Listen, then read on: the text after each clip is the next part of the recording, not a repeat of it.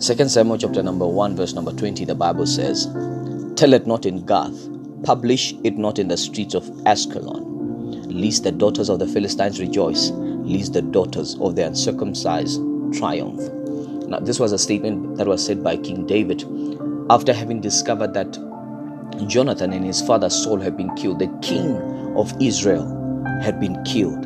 And then the Bible says that now he then discovered that issue, and then he told his people, do not tell it in Gath. Let not the camp of the enemy discover what has just befallen us. You see, this is what actually a message that goes to every single person. Most of us, whenever we go through a certain thing that is not nice, a predicament, we are quick to go to Gath and tell them, the camp of the enemy. We are quick to update them.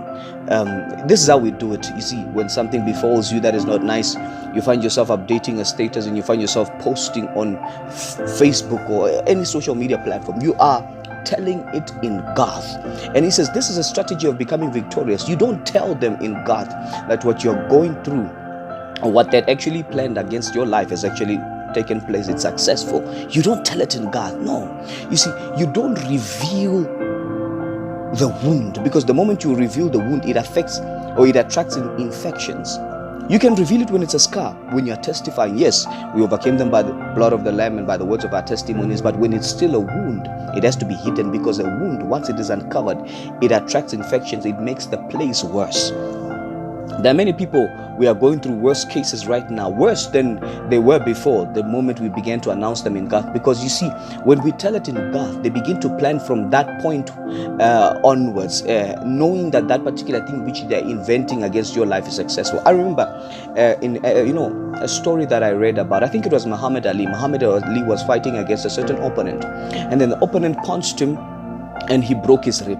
From that particular point onwards, Muhammad Ali began to assume a certain posture. He fought as though he was dancing. And then, to cut the long story short, Muhammad Ali then became victorious and he won the battle. Now, after he had won the battle, they called him. They said, "Why did you dance like that? Why did you assume that certain posture? Were you mocking the enemy?" He said, "You know what, to tell you the truth, I was in pain. The guy broke my rib. But if I was to expose the fact that my rib had been broken, he was going to punch that particular rib and I was going to lose the battle. Not because he's strong, but because I told him and I showed him that I'm in pain." You're not supposed to reveal it. That's how you win. Tell it not in Gath. Don't expose it. Let their camp remain in utter confusion over whether the thing is working or not. Remain joyous. Celebrate even in the midst of trials. That's how you become victorious. You don't complain. No, you don't cry. No, you carry